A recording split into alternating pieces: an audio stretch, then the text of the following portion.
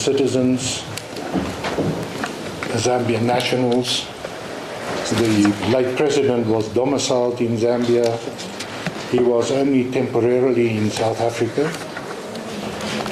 And what we say is, or what LAWSA says, is that if there's a foreign element, a court must go through various steps. And the first is the characterization, and that is to identify the dispute. The dispute here is clear. It concerns the burial rights of the state in our context, or the family. And then if you characterize the matter, then you should look at the connecting factors. And what we say is that the law of the jurisdiction that has the closest and most real connection with the case is Zambian law. On 3.5 of your heads, you correctly state that dealing with this issue, there are other factors to be considered, habitual residence, and the other aspect that you mentioned here is the place where the transaction takes place. Do you agree that this transaction took place in South Africa? Yes. And why should South African law? My lord, that's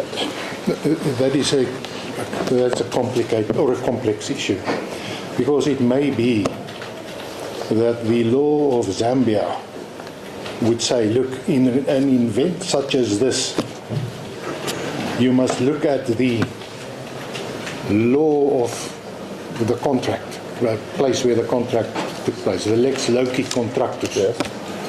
And the principle, I did not refer to it in my head, so the principle is the principle of renvoi. But what we say is that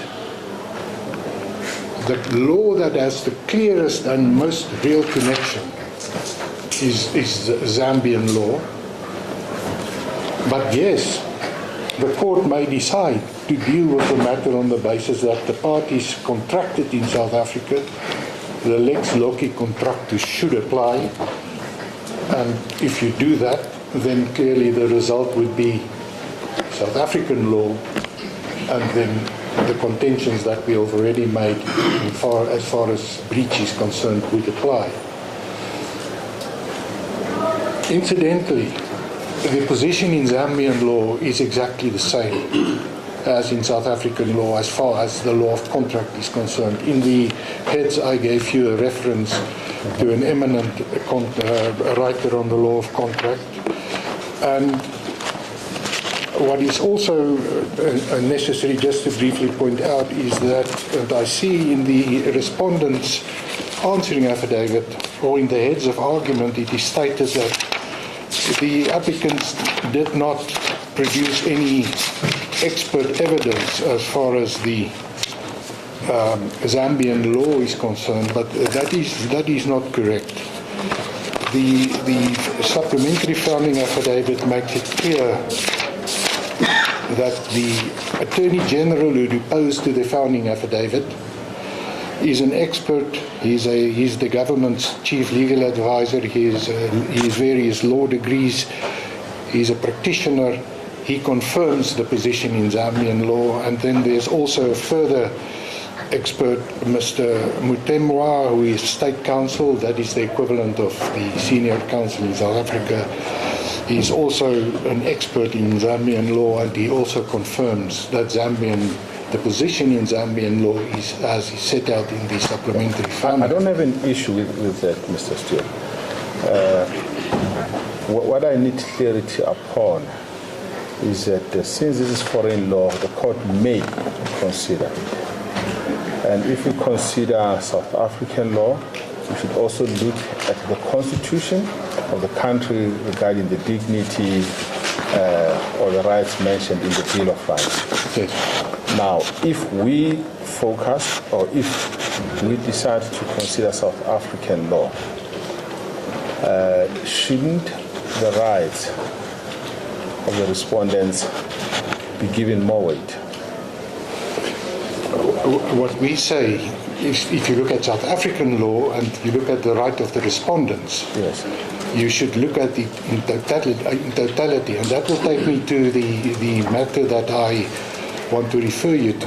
But if I may perhaps just finish with the Zambian law and the law relating to burial rights. Okay, do that. So that we And it won't take me long, my lord.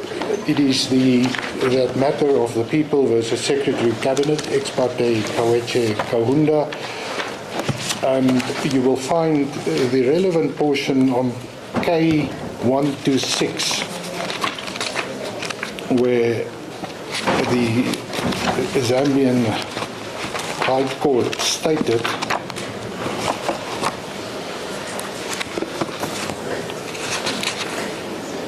Personally, I don't have an issue with that. The decision is clear, but the distinguishing factor is that in that case, President Kaunda was in Zambia. yes. And the distinguishing factor is that in this case is that the body is in South Africa. Indeed. But you can proceed with your Yes. submission. Apart from that distinction, the facts are almost on all fours. Because in this matter, the family wanted a private burial, not at Embassy Park. They wanted the court to respect what they also contended were the wishes of the late President Kahunda. And the court then found, firstly, there is no empirical evidence deduced in relation to the wish of the first president, that's President Kahunda. Now, I may pause in this matter. What we do have is that the president said, I want to be repatriated. So if you can just bear that in the back of your minds. Then a state funeral is, my firm understanding, is a public funeral ceremony observing strict rules of protocol held to honor the people of national significance. And then the important conclusion is bottom of the page. A state funeral must stand as such from beginning to end, and I do verily believe that even if I were to hold that it was a personal wish of the deceased, this in my view is one case which must demonstrate that public interest overrides personal interest. And is that not so because it's a president or a late president? That places a different stance on the matter, as far as I'm concerned. Indeed, and this is exactly what we have in front of the court today. And if we look at the South African law, and that is the two matters, or that there are two matters that I did not refer to in my heads of argument.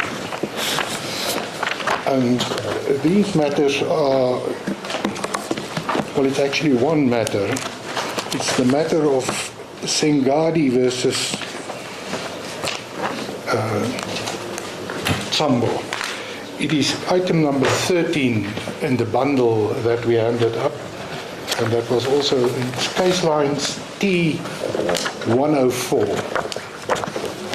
Item number? 13. Well, on the list of authorities, you have Gavama and Bete. It's T104 in the bundle that he handed up. No, on the index it's matter number 13, my lord. Yes. It should be T104.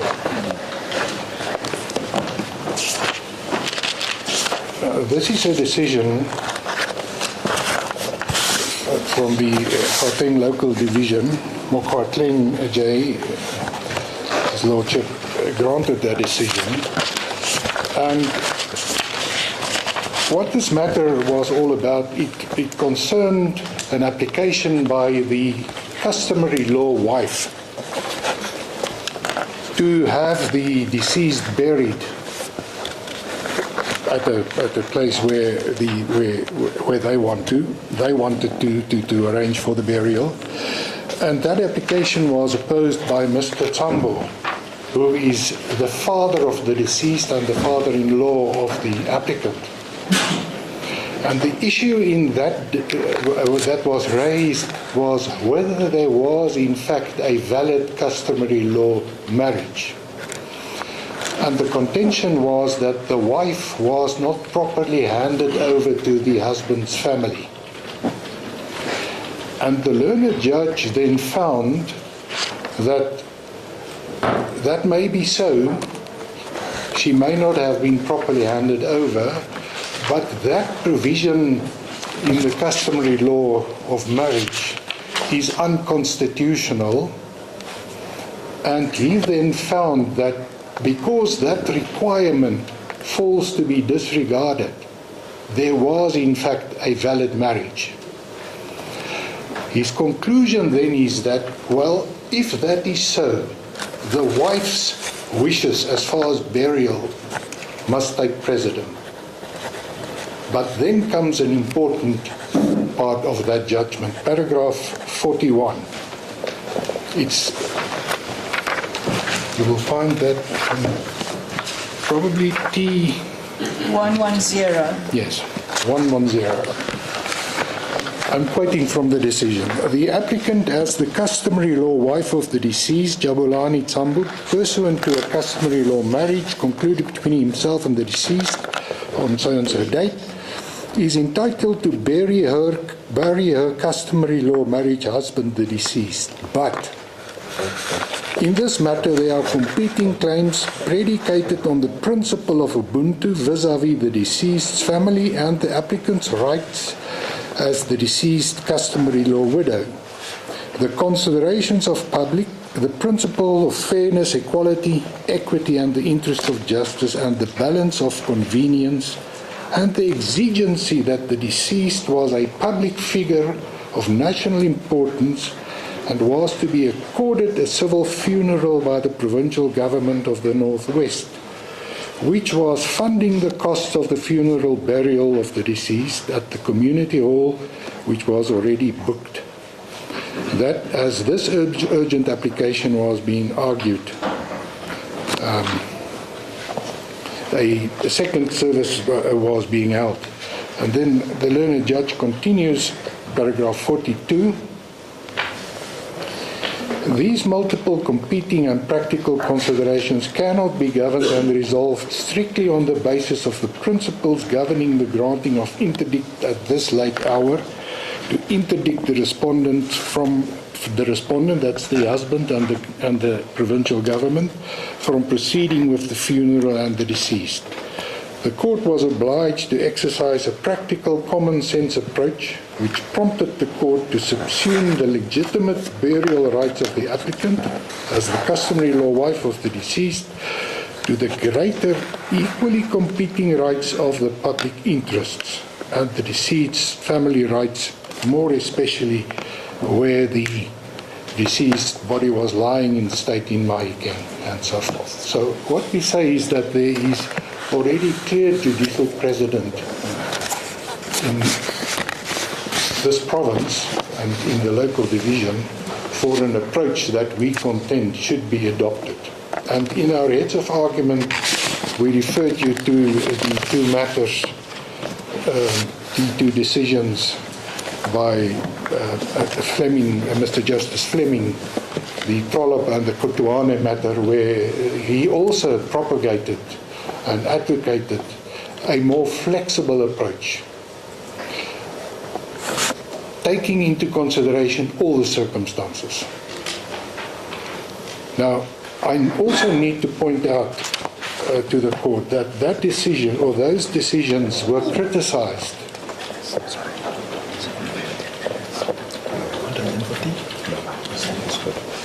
Yeah, Mr. Steele, I just want to indicate that you've got another 15 minutes to address us. Can we continue? Yeah.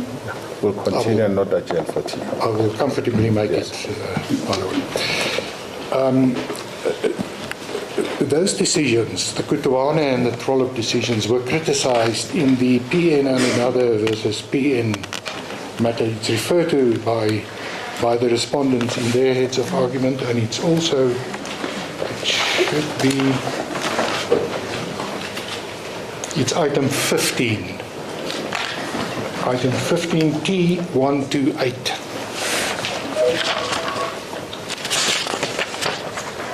And in the PN matter,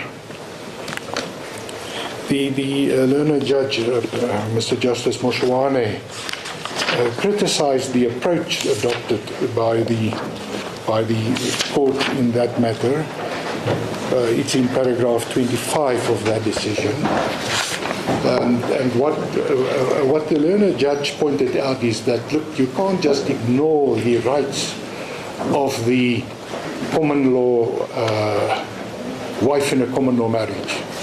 And if you want to, if a court wants to develop the common law, then the court, it should be done properly. But what I should just point out is that the court in the PN and PN matter was seized with principles relating to the burial rights of customary law that flowed from a customary law marriage. In the Trollop and Kutuane matter, the judge dealt with civil law marriages, and he referred to Foot. And what Foot said would apply in the case of a burial, and what the learned judge pointed out is that Foot is more concerned with the duty to bury. In other words, not to let the body decay, not to let the body unburied.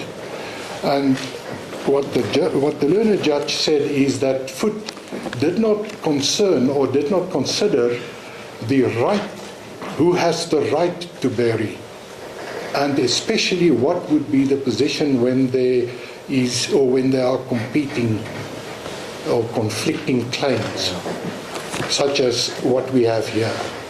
And it is in that context that the court in Trollop and also in the second matter, the Kutuane matter, concluded that the court should adopt a flexible approach and look at all the circumstances. And what we say is those circumstances, as was the case in the Sengadi versus Sambo matter, resounding conclusion would be the government or the applicant should be entitled to bury, for the very reason that the late president was not an ordinary person. I might point out that the Sambo matter, Sengadi versus Sambo, it went on appeal to the SCA, and the SCA dismissed the appeal, but for a different reason. What the SCA found was that the court could not have, of own accord, concluded that the rule or the customary law rule to hand over the wife was unconstitutional. The matter was never raised on the papers. But the Supreme Court of Appeal then found that on the facts, there was in fact a marriage. And it reached the same conclusion as the quota quo, but via a different route. But the SCA never criticized the finding of the quota quo in paragraphs 41 and 42. As I indicated or said, it dismissed the appeal. So what we say is that the principle in the Sengadi matter would accord with what was also found to be the proper approach by His Lordship, Mr. Justice Fleming, in the other two matters that I refer to. And it is also clear from that decision by His Lordship Justice Fleming that there is a difference of approach between what he referred to as the old Transvaal province and the position in the southern jurisdictions, in the Transkei and Eastern Cape, where they give preference to the rights of the surviving spouse or the heirs. And we contend that the approach by Fleming and also in Sengadi should be followed and should be adopted. That concludes my address to you on the merits. I just need now to deal with the condonation application and then the application to strike out. Briefly, please. Dealing with the condonation first. What the respondents seek to do is to introduce a counter application at a late hour, late in the day, so to speak. And the counter application is peculiar because what they seek to do is they want to introduce, and they say they do it on the basis of the facts already put before court in the answering affidavit, is to declare the agreement, which we have now indicated has its basis in FAA 7, to declare it void based on a misrepresentation, fraudulent, alternatively negligent. And then they also say, well, there are two further grounds on which we seek to impugn or have the agreement be declared invalid, and that is firstly because it is impossible to fulfill, and secondly because it will draw or cause undue hardship. In the answering affidavit to that counter application, what the applicants simply say is that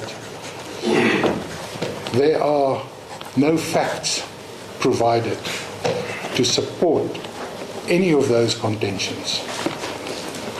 But taking a step back, when you seek an indulgence, condonation, you need to fully explain your delay, you need to fully explain the full period, set out the reasons, and provide the court with a reasonable explanation. And what we say is that the respondent simply woefully failed to do that. They never particularize when they concluded the counter-application should be brought. It is not clear on the papers what consultations they did. There are broad and generalized statements made that we consulted, and then we came to the conclusion that that we will file the answering affidavit, but they don't say what happened thereafter. It was on the 11th of June.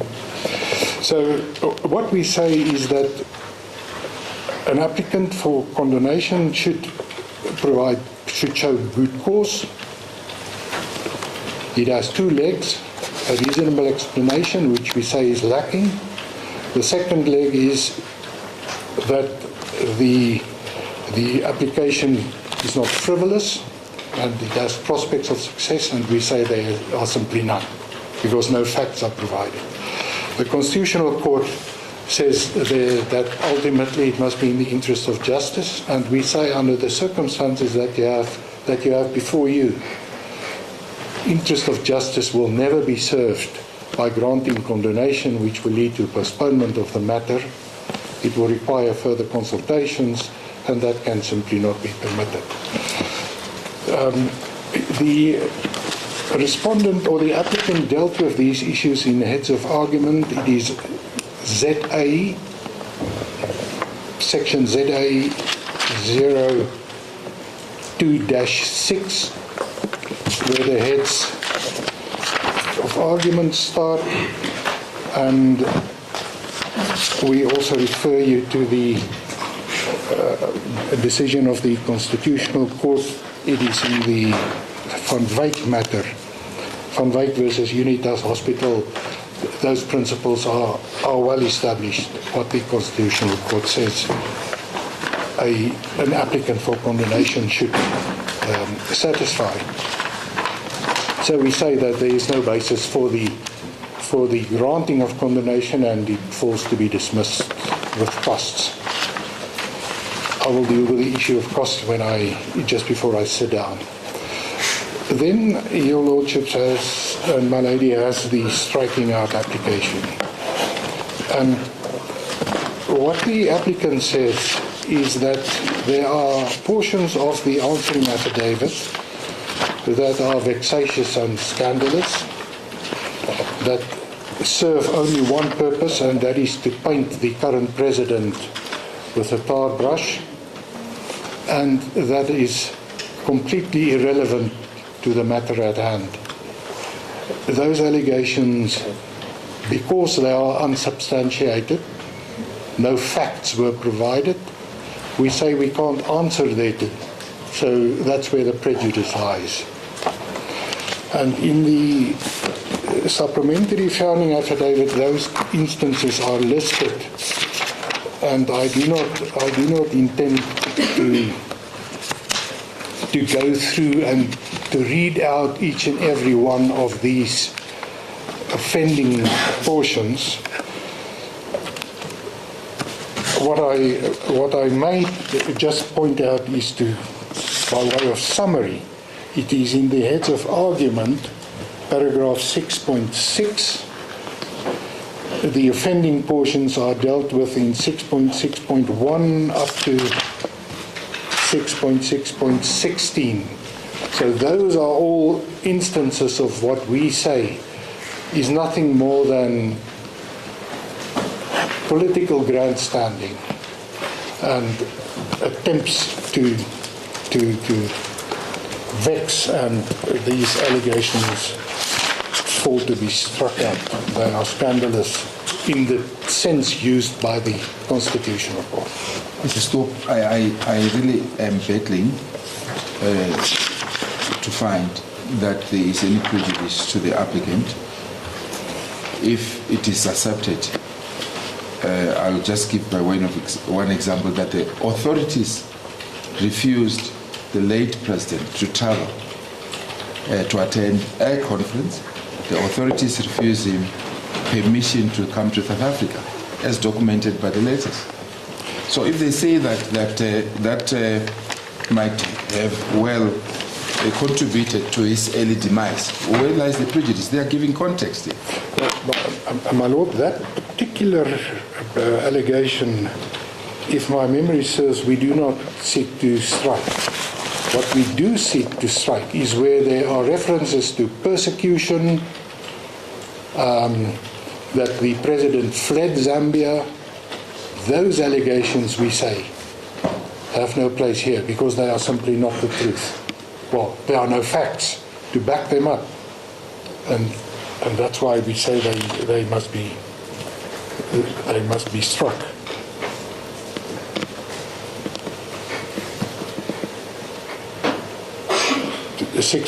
Paragraph 3.8 of the answering affidavit.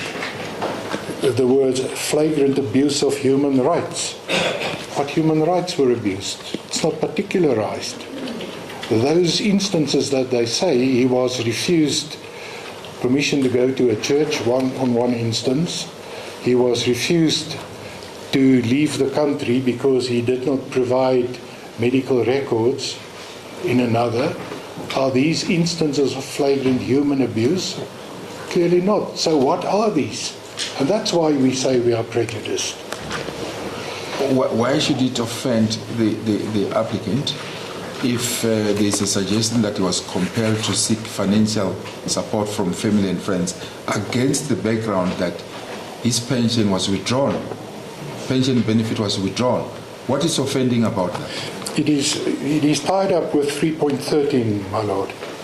It says, this pattern of targeting the family members of political opponents, and then it ends with that sentence. Perhaps I can just go there,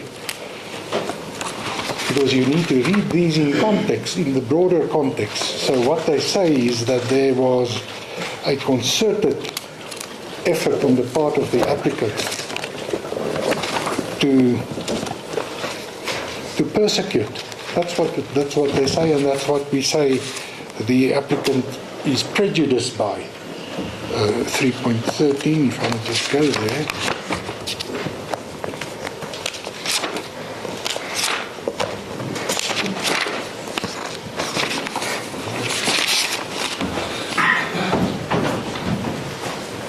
Yes, this pattern of targeting the family members of political opponents constitutes a blatant abuse of power and a violation of both domestic and international legal standards. These are serious allegations made against the government of the Republic of Zambia, and there are simply no facts given in support of it.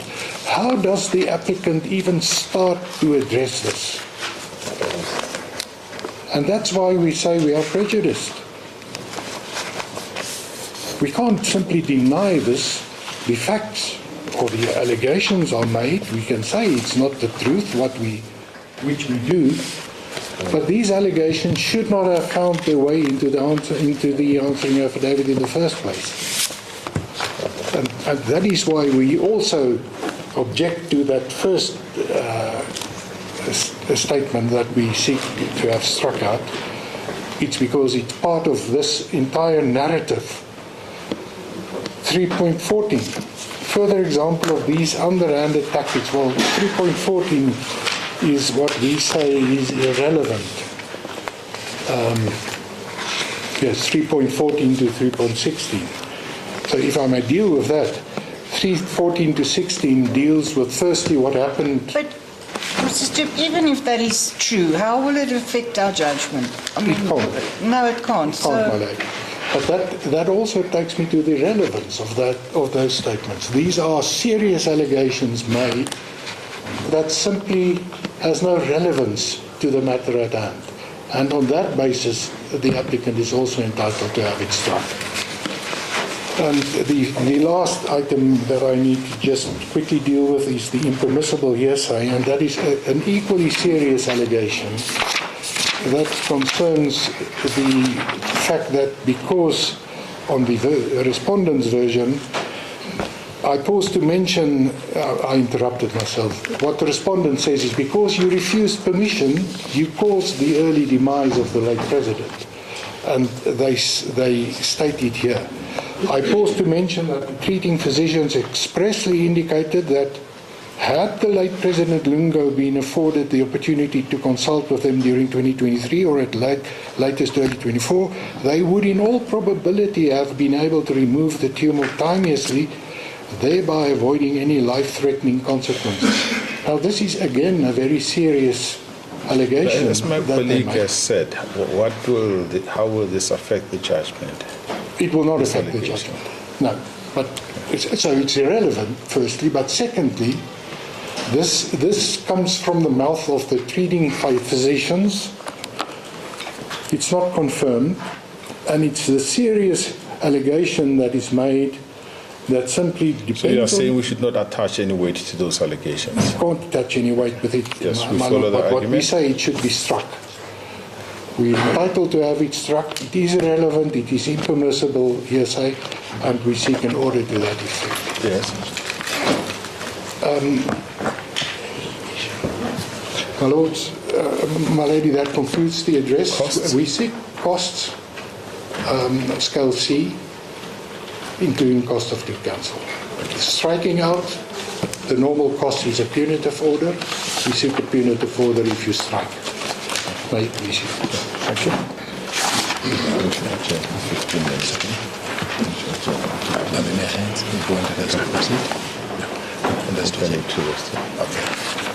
Thank you very much, Advocate Stewart. We are going to adjourn for 15 minutes before we give you an opportunity to address us.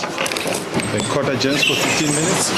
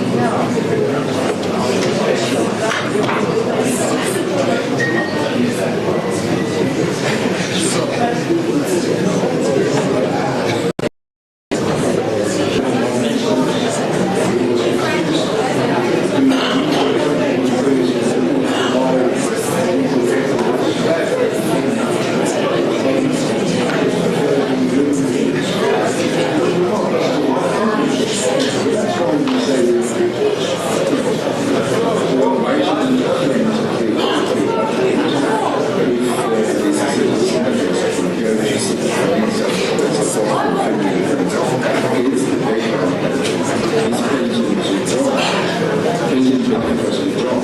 What is offending about that? It is tied up with 3.13. It says this pattern of targeting the family members of political opponents.